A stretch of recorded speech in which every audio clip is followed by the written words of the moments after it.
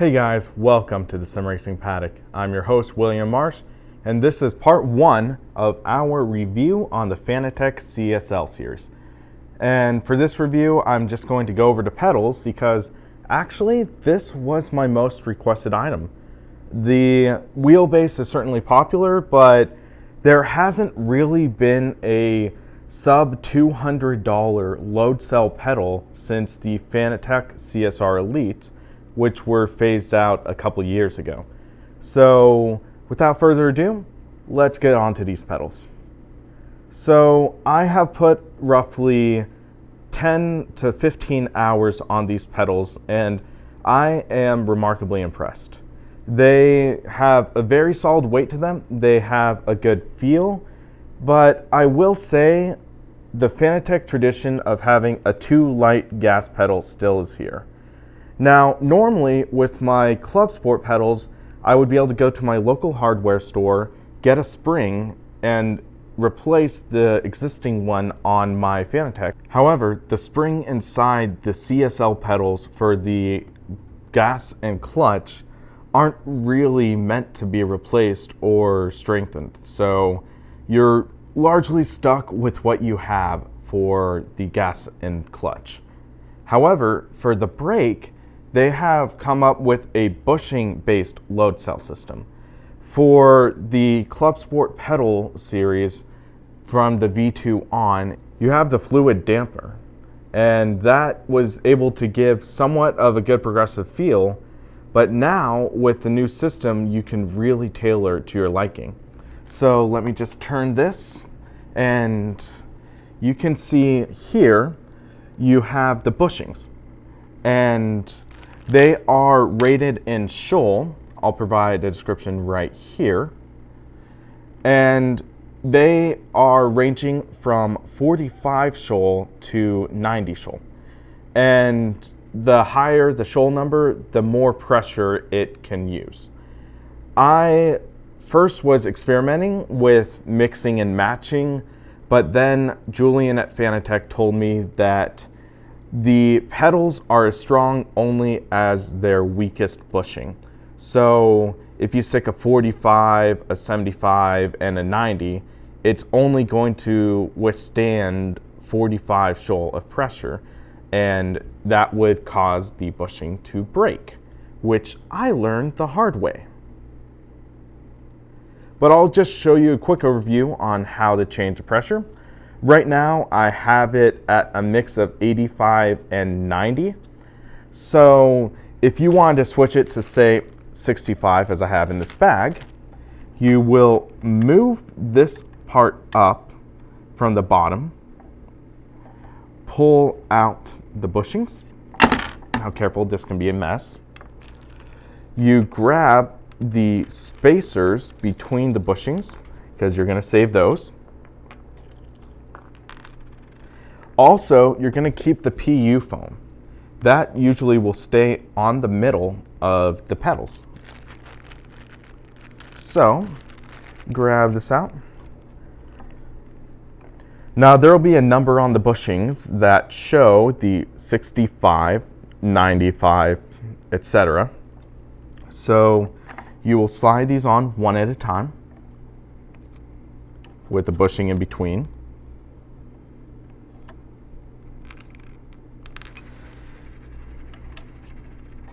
PU foam I usually do after the first two bushings. That's where I feel it is most natural. You can tweak that as you like.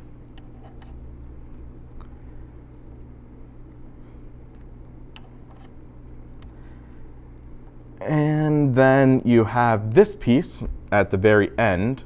It also has this small plastic piece. So if you put it in the wrong way, it will slide out, which you don't want. So put it in, place it like so, and back, and you have a functional brake. Easy as that. So I've also had some questions about how to move these for individual use. So I have my Allen wrench, and we will be doing that now. To remove each pedal from the base assembly, you are going to need to remove 2 bolts from each of these assemblies, and then you are going to need to remove 2 nuts from each side on the back. And for this, you are going to need 2 13mm wrenches. They provide one, which also doubles as a 15mm for some of the larger bolts and nuts on this. So you will likely just need 1 wrench. You also get an Allen wrench provided for the removal of these. So those will come in handy, and that's basically how you will remove the pedal. Now, you have 3 options as to what you would like to use for the pedal faces on the CSL. You have the stock rubber, which comes pre-installed on the pedals, which usually gets the job done all right. You can also go for the bare metal, which I like usually for the gas and brake, so my foot could slide off the pedal a little more. Usually I prefer the rubber for the brake, so I have a little bit of added traction. And if you're looking for a different feel, you also get 3 panels of grip tape, which you can put on the pedal faces. Now, I tested the Derek Spear pedals with the grip tape, and I found it not to my liking. I didn't like how it would wear away so easily at my foot. I tended to stick with the rubber on the CSL pedals, but you can have anything you want, and that's one of the great options that you get with the pedals. Now, there are a couple things I wanted to mention with the CSL pedals that really make it different from the Clubsport line. First off, I will mention that inside of the gas and the clutch are potentiometers. And with the Clubsport pedals, they tend to go with the Hall effect sensors. So you might get a little more longevity out of the Clubsport pedal line. But in my experience, I've honestly had some trouble with the Hall sensors. So I actually am more comfortable with a potentiometer-based system rather than a Hall sensor. Secondly, there is no gain dial on the brake pedal for the CSL. Now, with the Clubsport line, we had this dial that could be used to turn up the sensitivity of the pedal or turn it down. Now, with this set, it is either dictated in the driver software or in the wheel's firmware.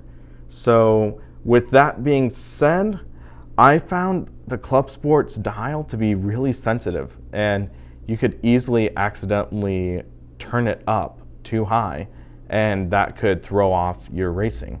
So I don't really mind that, and I just think that sheds off a little bit of unnecessary weight. While we're talking about brake pedal, they also got rid of the ABS vibration motor on the back. On the Clubsport pedals, we had this force feedback motor that would vibrate when you got into your threshold braking zone. This does not have it, but usually when you're wearing shoes, you never really felt it. And one thing I find interesting is on the back, we actually have a slot here. So there might be the option to add it on in the future if you liked that feature. And now I'd like to get to my pros and cons of this pedal set. The first pro I have is it has a very solid build quality. This is all made out of aluminum. It is almost 100% aluminum, except for the bushings and a couple of the aesthetic parts. But with that being said, I have had full confidence in driving with this pedal set, which honestly was something I never really had with my V1 Clubsport pedals. So I will say that the build quality and I believe this could even be more reliable than the Clubsports. The second pro is the price. For just the gas and clutch, which can also be used as a brake, we are looking at $79. And if that's all you are looking for, an entry-level set, this is a great potentiometer brake if you need that. To add the load cell, you are looking at an extra $130, unless you buy it all in a complete set, which is $199.99. And that undercuts the Clubsports by, I want to say, a good $50 to $70, depending where you're at. And I'll just say, this is great bang for the buck. Another pro I have is the easier brake adjustments. I showed you how to adjust the brake, and you can adjust from a light feel to a heavy feel in under a minute. And with that being said, if you wanted to adjust some parts of the brake or even replace the load cell in the Clubsport set, you would have to do a full disassembly of the pedal set. But with this, you can make adjustments without removing the pedal set from your cockpit. So that just gives you an added bonus of being able to hot swap parts. Another pro is that this is modular, as in you can remove each pedal and individually mount them, or you can even invert them so you can have them upside down with the mounts on a piece of wood or something of the sort, and this supports that. And now on to the cons. And while this is a great pedal set, there are a couple nitpicks. First off, as I mentioned, is the limited adjustments in the brake and clutch. With the Clubsport line, you are able to adjust the pressure and adjust the throw of the brake and clutch. You're not really able to do that in this set, and I find that kind of disappointing because, as I mentioned, the gas is light and it has a pretty long throw, which is good, but at the same time, it almost feels too long of a throw. My last con on these is that while they are able to be individually mounted, while they're on the base, there isn't really much that you can do to adjust it. The Clubsports allowed you to move the pedal faces in or out, up and down. You don't have this because each pedal is a single piece construction. You're not really able to move the pedals to the left or right unless you're really wanting to do that. And I would say if you're wanting to do that, just individually mount these and you would be far better off. So my bottom line for these pedals is I am giving them an 8.5 out of 10. These are great bang for the buck. You will get a huge step above the Thrustmaster or Logitech pedals, and this is a great addition to any sim racer's collection. And it isn't perfect though. If you are looking for added customizability or things like that, I would say it is worth looking into the Clubsport pedal V3s. And that is basically all I have to say about these. These are a great set. I've really been enjoying them over the past couple weeks. I've been testing them out, and I would put these on my highly recommended list. So what are your thoughts on the Clubsport Light pedals? Do you think you'll be picking them up in November? Let us know in the comments.